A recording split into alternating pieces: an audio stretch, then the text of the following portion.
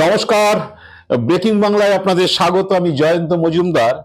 মঙ্গলবার দিন supreme court Trinamool ছেড়ে যে 20 জন সাংসদ লোকসভার যারা এনসিপিআই পার্টিতে যোগদান করেছেন তাদেরকে নোটিশ করেছে যে তাদের বক্তব্য জানানোর জন্য যে তাদের সাংসদ পদ কেন খারিজ হবে না সেই বিষয়ে।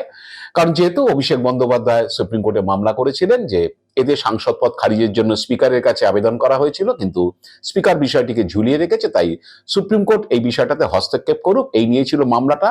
সেই মামলার বিষয় হচ্ছে সুপ্রিম কোর্ট এই 20 জন সাংসদকে নোটিশ জারি করেছে যে তাদের বক্তব্য জানাতে হবে এবং আগামী 15 দিন বাদে তার শুনানি হবে।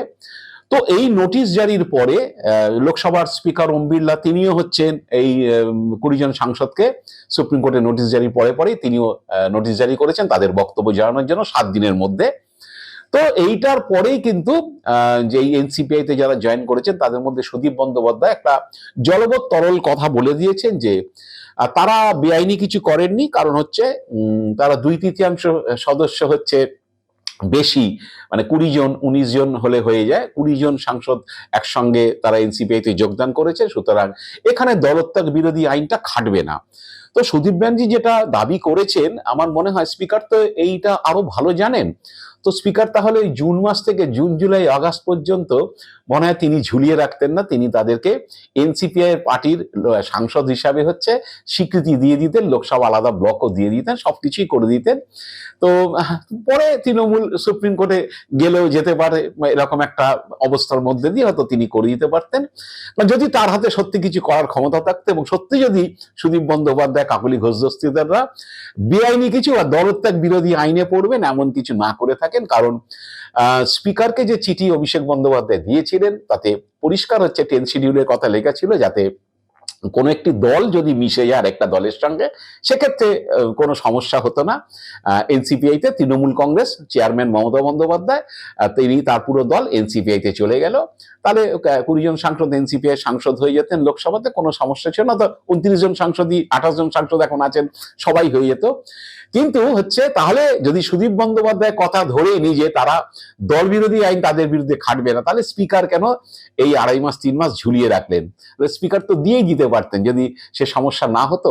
আসলে যেটা হয়েছে সেটা হয়েছে যে এই এনসিপিআই তে সুদীপ ব্যানার্জিদের অ্যাপিলেশন স্পিকার দিতে পারবেন না, কারণ এনসিপিআই কোনো অ্যাফিলিয়েশন লোকসভাতে নেই, তারা লোকসভা ভোট লড়েনি, তাদের কোনো সাংসদ নেই। এখন যদি 4 জন সাংসদের একটা দল থাকতো লোকসভাতে, সাপোজ উত্তরপ্রদেশে কোনো দল রয়েছে, কি বিহারের কোনো দল রয়েছে, সেখানে যদি তারা যোগদান করে যেতেন তাদের কোনো অসুবিধা হতো না। একসঙ্গে 2/3 বেশি সাংসদ বেরিয়ে গেল, তৃণমূল ছেড়ে 28 জনের মধ্যে 20 জন বেরিয়ে গেল, তার আগে এমন একটা দলে যোগদান করলে যেখানে যাদের 4 জন সাংসদ রয়েছে, কিন্তু যে দলটার কোনো সাংসদ বিধায়ক কিছু নেই, যে দলটা কোনো অ্যাফিলিয়েশন নেই, লোকসভা ভোট লড়েনি, সেই দলটাতে কি করে দেবে? এখানে একটা সমস্যা রয়ে গেছে। নাহলে সুদীপ বন্দ্যোপাধ্যায়ের কথা সেটা সত্যি ধরলে স্পিকার এতদিনে তাদের কিন্তু দিয়ে দিতেন। ওই জন্য স্পিকার সম্ভবত ঝুলিয়ে রেখেছিলেন, যে কারণে অভিষেক বন্দ্যোপাধ্যায় সুপ্রিম কোর্টের দ্বারস্থ হয়েছেন। তো এখন যেটা দাঁড়িয়েছে সেটা হচ্ছে যে অনেকেই যে বলছেন যে এখন যে সুপ্রিম কোর্টে এরা যাই জবাব দিক না কি স্পিকারের পক্ষ থেকে, স্পিকারের বিরুদ্ধে যত মামলা, স্পিকারের তরফ থেকে যাই জবাব দেওয়া হোক না কেন, বা সুদীপ বন্দ্যোপাধ্যায়রা ব্যক্তিগতভাবে নোটিশে যেই জবাব দিক না কেন, সুপ্রিম কোর্টের পক্ষে কিন্তু তাদেরকে বাঁচানোটা একটু কঠিন আছে। কারণ তাদের যে সাংসদ পদ খারিজ হওয়াটা শুধুমাত্র সময়ের অপেক্ষা। আইনগতভাবে যদি 10 শিডিউল ধরা হয়, তাহলে এরকম কুলগোত্রহীন যাদের কোনো অস্তিত্ব নেই সংসদে, তাদের সেরকম একটা দলে 2-20 জন এইভাবে মিশে যেতে পারে না, যেহেতু মূল তৃণমূল দল মেশেনি, মূল তৃণমূল দল সেটা রয়েছে, তাদের লোকসভাতে 8 জন এবং রাজ্যসভাতে 9 জন সাংসদ রয়েছেন। তো এইরকম একটা জায়গায় পরিষ্কার যে একমাত্র তাদের বাঁচাতে পারে সেটা হচ্ছে যে সুপ্রিম কোর্ট। এই সুপ্রিম কোর্ট হয়তো বললো যে এদের সাংসদ পদ খারিজ হওয়া উচিত এবং সেই সাংসদ পদ চলে যাওয়া উচিত, কারণ তারা যেভাবে দল ছেড়ে আরেকটা দলে গিয়ে মিশে গেছেন, এইভাবে যাওয়া যায় না। এরকম অ্যাপিলিয়েশন ছাড়া কোনো দলে তারা যোগদান করতে পারেন না এবং তাদের সাংসদ পদ রাখতে পারেন না। তবে যদি সুপ্রিম কোর্ট এইটা করে যে তাদের সাংসদ পদ খারিজ করলো, কিন্তু সাংসদ পদ খারিজের বিষয়টা স্পিকারের হাতে দিয়ে দিলেন, এবং হচ্ছে স্পিকারের হাতে যদি সুপ্রিম কোর্টের 3 সদস্যের বেঞ্চ দিয়ে দেয় এবং সেখানে যদি কোনো টাইম ফ্রেম বেঁধে না দেওয়া হয় যে 3 মাসের মধ্যে এদের সাংসদ পদ খারিজ করতে হবে বা 2 মাসের মধ্যে সাংসদ পদ খারিজ করে দিতে হবে বা 1 মাসের মধ্যে, তাহলে কিন্তু খুব চাপ।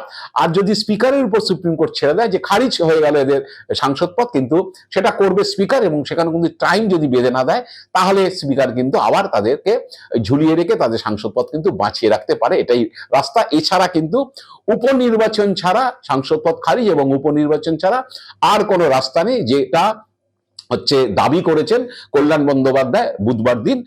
তিনি সংবাদ মাধ্যমকে বলেছেন যে মানে 1 বছরের মধ্যে হচ্ছে এই 20টা সিটে উপনির্বাচন হবে, কারণ এদের সাংসদ পদ খারিজ হয়ে যাবে। এবং তিনি বলতে গিয়ে বলেছেন যে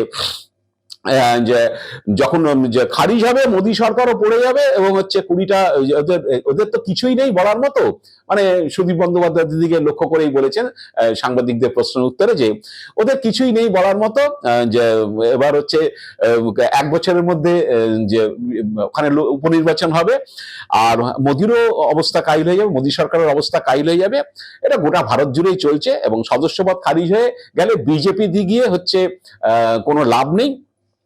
যে বিজেপিতে যোগদান করে তারা তখন কি করবে? ডিফেকশনটা তো হয়ে গেছে, মানে দলত্যাগ বিরোধী যে কাজটা সেটা তারা করে ফেলেছেন, মানে অপরাধটা করে ফেলেছেন।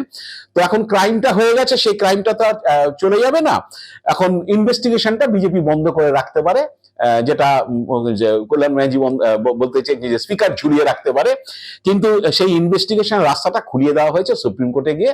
সুতরাং এখন আর তাদের বাঁচার রাস্তা নেই, তাদের সাংসদ পদ খারিজ যাবে এবং হচ্ছে উপনির্বাচন হতে বাধ্য। তো কল্যাণ বন্দ্যোপাধ্যায় কি বলেছিলেন বুধবার দিন আমি আপনাদের একটু শুনিয়ে দিই, শুনুন কল্যাণ ব্যানার্জির কথা। সুপ্রিম কোর্ট নোটিশ দিয়েছে, কিছুই নেই, ভবিষ্যৎ কিছু নেই। 20টা লোকসভায় আগামী 1 বছরের মধ্যে নির্বাচন হবে, আর 20টা লোকসভায় যখনই 20 জন লোকসভার সদস্যর যখন সদস্যপদ খারিজ হয়ে যাবে তখন নরেন্দ্র মোদী পড়ে যাবে। গোটা ভারতবর্ষ জুড়ে চলছে, চিন্তা করতে হবে না, 2027 শেষ, টাটা বাই বাই। কিন্তু ওরা যদি বিজেপিতে জয়েন করে যায়, আরে ভাই সদস্যপদ খারিজ হয়ে যাবে, তা বিজেপিতে জয়েন করে কি করবে? নিতে পারে, ডিফেকশনটা তো হয়ে গেছে, সেখানে যেখানেই জয়েন করুক আর না জয়েন করুক মানে খারিজ হবে। হ্যাঁ, ধরো আমি একটা খুন করলাম, এখন ক্রাইমটা তো হয়ে গেছে, এবার বিজেপিতে চলে গেলে তার ক্রাইমটা চলে যাবে না, ইনভেস্টিগেশনটা বন্ধ থাকবে। এই তো সেই ইনভেস্টিগেশন রাস্তাটা খুলিয়ে দেওয়া হয়েছে, সুপ্রিম কোর্ট নোটিশ দিয়েছে। নেক্সট বলো, আপনি মনে করছেন যে খারিজ হয়ে যাবে? 100% অপেক্ষা করো না, supreme court time fix up করবে, লোকসভা স্পিকারকে ডিসাইড করতে হবে, লোকসভা স্পিকার জানি ওদের ফেভারে ডিসাইড করবে, তার এগেইনস্টে সুপ্রিম কোর্ট হবে, সুপ্রিম কোর্টে যে খারিজ হয়ে যাবে। আপনারা শুনলেন তো, অনেকেই বলছেন যে যদি সঠিক মানে ঠিক ভাবে এগোয় সুপ্রিম কোর্টে, যদি বিচার যেভাবে হয় সেই এগোয় এবং যা আইনগত প্রভিশন রয়েছে তাতে সুদীপ বন্দ্যোপাধ্যায়দের সাংসদ পদ খারিজ হওয়াটা শুধু সময়ের অপেক্ষা। তো অনেকে ও বলছেন যে এটা কি বুঝে গেছেন এই কাকলি ঘোষ দস্তিদা, সুদীপ বন্দ্যোপাধ্যায় বা শতাব্দী রায়রা, তারা কি জুনমালিয়ারা কি বুঝে গেছেন? সেই কারণেই কি হচ্ছে এখন যে রচনা বন্দ্যোপাধ্যায় মোদিজির পুজো টুজো করা উচিত, মোদিজির মতো মহান প্রধানমন্ত্রী আর ভারতবর্ষ পায়নি, তিনি দেবতার মতো, এসব কি বলা টলা শুরু করেছেন? রচনা বন্দ্যোপাধ্যায় কদিন ধরেই হচ্ছে মোদিজির প্রশংসায় পঞ্চমুখ হয়েছেন, তাকে তো একেবারে দেবতার রূপে বসিয়ে দিয়েছেন রচনা। তো এরকম ধরনের প্রশংসা করছেন। অনেকে বলছেন যে যদি খারিজ হয়েই যায় সদস্যপদ, যদি আবার ভোটে লড়তে হয় তখন এনসিপিআই হয়ে ভোটে লড়ে তো নোটার থেকেও কম ভোট পাবেন।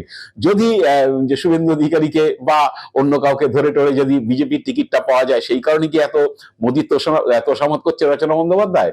পাশাপাশি দেখুন জুনমালিয়া, তিনি চলে গেলেন হচ্ছে শান্তিকুঞ্জে, মানে কাতির শান্তিকুঞ্জে শুভেন্দু অধিকারী বাড়িতে, সেখানে গিয়ে শিশির অধিকারীর সঙ্গে দেখা করলেন, শিশির অধিকারী আশীর্বাদ নিলেন, অনেক প্রশংসা করলেন, শুভেন্দু অধিকারীর মুখ্যমন্ত্রিত্বের প্রশংসা, বিজেপি সরকারের প্রশংসা, ডবল ইঞ্জিন সরকার খুব ভালো কাজ করছে। জুনমালিয়া চলে গেলেন, সব কি বলছে রাস্তা ক্লিয়ার করার জন্য, বুঝে কি গেছেন যে সাংসদ পদটা আর থাকবে না, তাই হচ্ছে রাস্তা পরিষ্কার। কাকলি ঘোষ দস্তিদার তো এখন যে নিজের সমাজ মাধ্যমে এনসিপিআই দেগঙ্গার উন্নয়ন, তার একটা বারাসাত লোকসভা কেন্দ্রের মধ্যে দেগঙ্গা বিধানসভা, সেখানে হচ্ছে ঈদগাহ সাংস্কৃতিক কেন্দ্র, কমিউনিটি হল, লাইব্রেরি ও কোচিং সেন্টারের জন্য 50 লক্ষ টাকা ওই এমপি ল্যাড আছে, সেখান থেকে তাদের খরচা টরচা করা হবে। এবং হচ্ছে 2000 মুসলিম এবং দলিত স্টুডেন্টদের হচ্ছে স্কলারশিপ দেওয়া হবে। তা বুঝতে পেরেছেন কি সামনেই ভোট টোটে আবার লড়তে হতে পারে, জানি না আমি। হঠাৎ করে তারা এসব নিজেদের কেন্দ্রের মানুষের জন্য এত সক্রিয় টক্রিয় হয়ে পড়েছেন, এমপি ল্যাড থেকে খরচা করে এগুলো করছেন, এগুলো করতেই পারেন, তাদের তো এমপি ল্যাড তো স্যাংশন আছে, তারা তো এখন এমপি বটে, যে 2 বছর হয়ে গেছে, আরো তো 2.5 বছর 3 বছর রয়েছে। তো সব সব এখন দিচ্ছেন টিচ্ছেন এসব, যে ফেসবুকে তিনি এসব পোস্টস করছেন, অত সেগুলো করবেনও।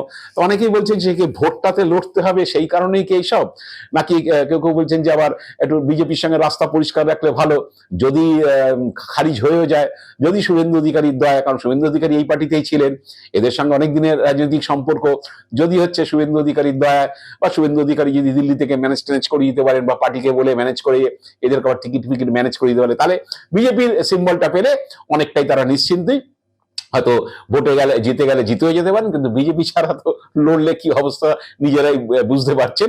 এখন তাই যাই না, অনেকে বলছেন যে সব রাস্তা পরিষ্কারের জন্য তারা মাঠে নেমে পড়েছেন হয়তো।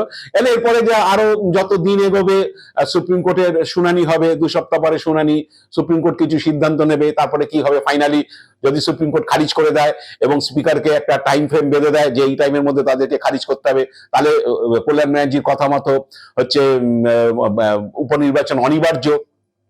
তো আর যদি সুপ্রিম কোর্ট মনে করে যে না, খারিজ করে দিচ্ছি আমরা এদের, কিন্তু কবে খারিজ হবে, কতদিনে খারিজ হবে সেটা স্পিকার ঠিক করবে, তাহলে হয়তো ওনারা বেঁচে গেলেন, হয়তো স্পিকার ঝুলিয়ে রাখতে পারেন দীর্ঘদিন, হয়তো পুরো টার্ম হচ্ছে রেখে দিতে পারেন, এটা স্পিকারের উপর ডিপেন্ড করবে।